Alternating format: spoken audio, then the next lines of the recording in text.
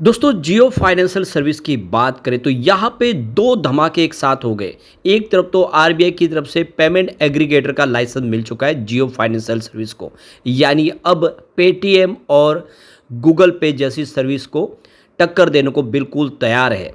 और दूसरी तरफ एक नई स्कीम लॉन्च की है गोल्ड की। आप 10 रुपये 20 रुपये में भी गोल्ड खरीद सकते हैं जियो फाइनेंशियल ऐप के माध्यम से, और धनतेरस पे इसकी शुभ शुरुआत की गई है।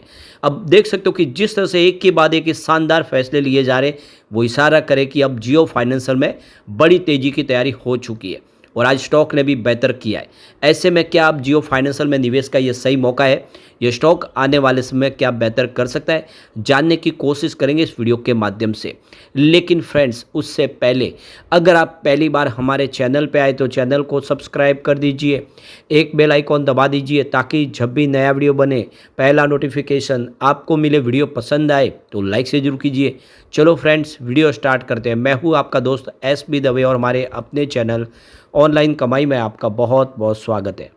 तो सबसे पहले जियो फाइनेंशियल के कारोबार की बात कर ले। स्टॉक की शुरुआत हुई पॉजिटिव 317 पर, क्लोजिंग कल 316 के आसपास थी।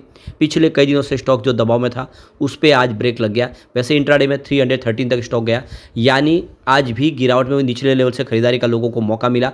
जो हाई बना वो 326 का। जैसे पॉजिटिव खबर निकल कर आई, स्टॉक ने दौड़ना शुरू किया।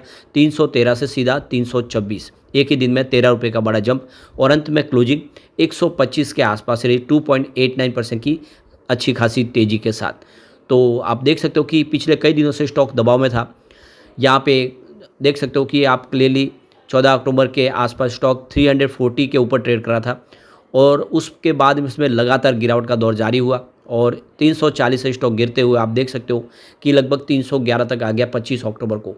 काफ़ी ज़्यादा गिरावट हुई और लग रहा था कि कहीं ये 300 के स्तर को न तोड़े, लेकिन ऐसा हुआ नहीं। और 28 अक्टूबर को स्टॉक ने फिर पॉजिटिव क्लोजिंग दी। स्टॉक की क्लोजिंग 316 के आसपास हुई और इंट्राडे में 319 तक चला गया, और आज फाइनली स्टॉक फिर से 326 तक पहुंच गया है। तो जो गिरावट का जो माहौल था वो खत्म हुआ, निचले लेवल से लोगों को खरीदारी का मौका भी मिला। स्टॉक ने अब प्रदर्शन बेहतर कर दिया है। अब वॉल्यूम देखें तो पिछले कई दिनों से जो गिरा था उस पर फिर वृद्धि हुई है। पिछले एक महीने पहले इसका 2 करोड़ का वॉल्यूम था, 70 लाख की डिलीवरी उठाएगी। 1 वीक पहले 1 करोड़ का वॉल्यूम था सामने, यहाँ पे 61 लाख की डिलीवरी उठाएगी। और यहाँ पे देख सकते हो कि कल 1 करोड़ का काफ़ी कम वॉल्यूम हुआ था, सामने 43 लाख का डिलीवरी बेस काम हुआ। तो वॉल्यूम लगातार गिरा था, उस पर आज फिर से वृद्धि हुई और 2 करोड़ तक वॉल्यूम पहुँच गया, यानी स्टॉक को लेकर लोगों का रुझान फिर से पॉजिटिव हुआ। और इसके पीछे सबसे बड़ी गुड न्यूज ये है कि यहाँ पे जियो फाइनेंशियल सोल्यूशन लिमिटेड को स्टॉक एक्सचेंज ने जानकारी दी है कि उनको आरबीआई की तरफ से पेमेंट एग्रीगेटर के रूप में काम करने के लिए लाइसेंस मिल चुका है। तो आप देख सकते हो ये बहुत बड़ी गुड न्यूज़ है।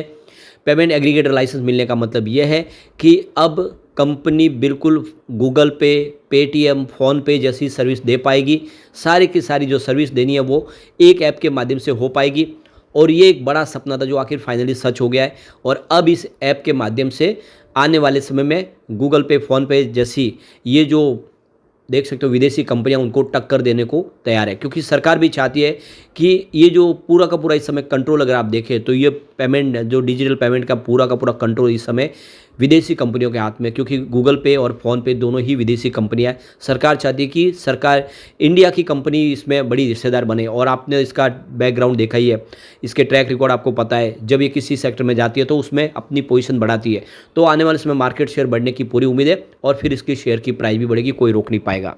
सबसे बड़ी बात है कि ये मंजूरी इस समय मिली है जब पेटीएम को आरबीआई ने बहुत सारे उसके ऊपर बैन लगा दिए। आरबीआई ने पेटीएम को एक तरह से देखे तो उसका कारोबार करने से रोका। उनको फाइनली देख सकते हो फैसला बड़ा लेना पड़ा। उनका जो डिजिटल पेमेंट का जो ट्रांजैक्शन का बिजनेस था वो एक्सिस बैंक और यस बैंक को सौंपना पड़ा।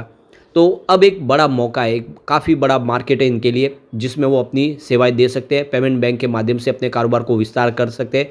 और ये देख सकते हो कि फिलहाल जियो पेमेंट बैंक जियो फाइनेंस सर्विस का एक हिस्सा है। ये वर्तमान में बायोमेट्रिक प्रमाणीकरण और फिजिकल डेबिट कार्ड के साथ डिजिटल सेविंग अकाउंट प्रोवाइड करता है। इसके 1.5 मिलियन से ज़्यादा इस समय यूजर है। अभी कुछ दिनों पहले ही इसने अपना एक नया बीटा ऐप वर्जन लॉन्च कर दिया है, और देख सकते हो कि जियो फाइनेंशियल तेज़ी से अपने कारोबार को बढ़ाने के लिए होम लोन सर्विस भी शुरू करने के अंतिम चरण में, बहुत जल्द होम लोन सर्विस भी शुरू हो जाएगी। और इसका जो परीक्षण है वो बीटा तौर पे शुरू हो चुका है।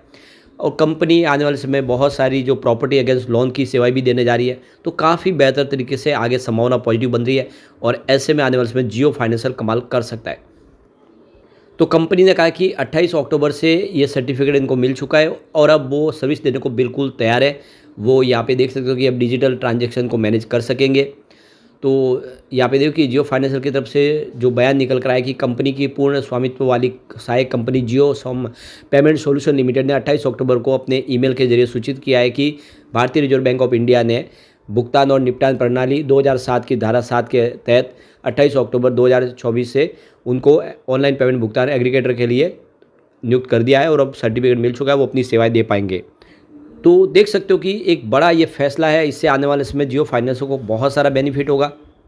एक और धमाकेदार फैसला मुकेश अंबानी ने किया। मुकेश अंबानी ने अब धनतेरस के मौके पे लोगों को 10 रुपये में गोल्ड खरीदने का मौका दिया है।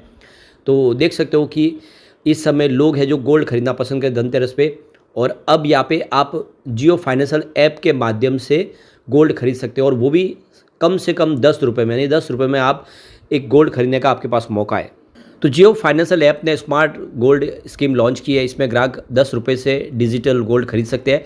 अंबानी की कंपनी ने दिवाली से पहले धनतेरस के दिन स्कीम को लॉन्च किया है। स्मार्ट गोल्ड योजना में डिजिटल सोने खरीद के साथ किए गए निवेश को भुनाया भी जा सकता है। इस गोल्ड इन्वेस्टमेंट से मिली स्मार्ट गोल्ड यूनिट किसी भी समय कैश, सोने के सिक्कों में या फिर ज्वेलरी में बदली जा सकती है। इस स्कीम को खास ये जो बात बनाती है वो यह है कि हज़ारों लाखों रुपए में निवेश की ज़रूरत नहीं है, बल्कि 10 रुपये से आप इन्वेस्टमेंट शुरू कर सकते हैं। तो इस स्मार्ट गोल्ड स्कीम के तहत अगर आप देखें तो जो कस्टमर इन्वेस्टमेंट करेगा उसके बराबर ही 24 कैरेट गोल्ड का सोना खरीदा जाएगा।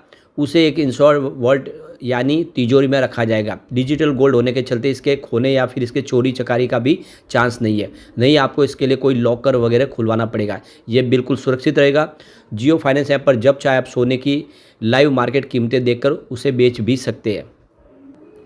तो गोल्ड इन्वेस्टमेंट के लिए 2 विकल्प है। ऐप पर आप स्मार्ट गोल्ड योजना में सोने के निवेश के लिए कंपनी की ओर से ग्राहकों के 2 विकल्प दिए गए। पहला यह है कि निवेश की कुल रकम तय कर सकता है। दूसरा कि वह सोने के वजन के यानी ग्राम के हिसाब से निवेश कर सकता है। फिजिकल गोल्ड की डिलीवरी 0.5 ग्राम और उससे अधिक की होल्डिंग पर ही होगी। यह 0.5 ग्राम, 1 ग्राम, 2 ग्राम, 5 ग्राम और 10 ग्राम के मूल्य वर्ग में निर्धारित किया गया है। और ग्राहक चाहे तो जियो फाइनेंस ऐप पर सीधे सोने के सिक्के खरीदकर होम डिलीवरी की सुविधा का लाभ भी उठा सकते हैं। तो देख सकते कि धनतेरस के दिन आप माँ लक्ष्मी जी के रूप में धन को माना जाता है और आज लोग धन खरीदना पसंद करते हैं, स्पेशली गोल्ड खरीदना पसंद करते हैं। और इसीलिए एक अच्छा मौका उनके लिए जो कम रकम के माध्यम से भी गोल्ड खरीद सकते हैं। तो ये एक तरह से कि आप देख सकते हो ये काफ़ी अच्छा मौका है। MCX पर इस समय 10 ग्राम गोल्ड की कीमत 78,536 रुपीज़ प्रति 10 ग्राम के हिसाब से है। तो देख सकते हो कि आप भी इस मौके का फ़ायदा उठा सकते हैं। अब ये देख सकते हो कि एक धमाकेदार पहले इससे बिजनेस बढ़ने की बहुत सारी उम्मीद है और अब देख सकते हो ये सारी बातें साबित कर रही है कि जियो फाइनेंशियल में लॉन्ग टर्म का नजरिया लेके निवेश कर लेना चाहिए। ये आने वाले समय बहुत ही बेहतर रिटर्न दे सकता है। और हम इसके पिवट लेवल को भी चेक कर लेते हैं। तो यहाँ से अगर गिरावट की संभावना बनती है तो 300 का पहला सपोर्ट है, यानी बड़ी गिरावट की संभावना बनेगी तो स्टॉक 300 तक जा सकता है। ये सपोर्ट अगर टूटा तो सीधा आपको 288 तक स्टॉक जाता हुआ दिखाई देगा, यानी गिरावट और बढ़ सकती है। तीसरा सपोर्ट 271 के आसपास है और ये सपोर्ट टूटने में और पैनिक सेलिंग हो सकती है, पर ये तभी पॉसिबल जब बाजार में काफ़ी बड़ी गिरावट का माहौल बने। अब यहाँ से अगर पॉजिटिव माहौल बनता है तो 328 का फर्स्ट रेजिस्टेंस है, इसको पार कर लिया तो स्टॉक आपको 345 तक जाता हुआ दिखाई देगा, यानी जो आप 8-10 दिन पहले प्राइस थी वहाँ तक जा सकता है। और तीसरा जो रजिस्टेंस दिखाई दे रहा है वो 356 के आसपास है। एक बार 356 को पार करने के बाद नई तेज़ी की शुरुआत हो सकती है। ऐसे में एक अच्छा मौका है लॉन्ग टर्म इन्वेस्टर के लिए। लेकिन फ्रेंड्स, कोई भी इन्वेस्टमेंट करने से पहले अपने फाइनेंशियल एडवाइजर से एडवाइस ले ले या अपना खुद का रिसर्च करें, क्योंकि मैंने वीडियो आपके एजुकेशनल पर्पज़ के लिए ही बनाया। वीडियो पसंद आए तो लाइक से जरूर कीजिए और चैनल को सब्सक्राइब कर दीजिए। Thank you friends.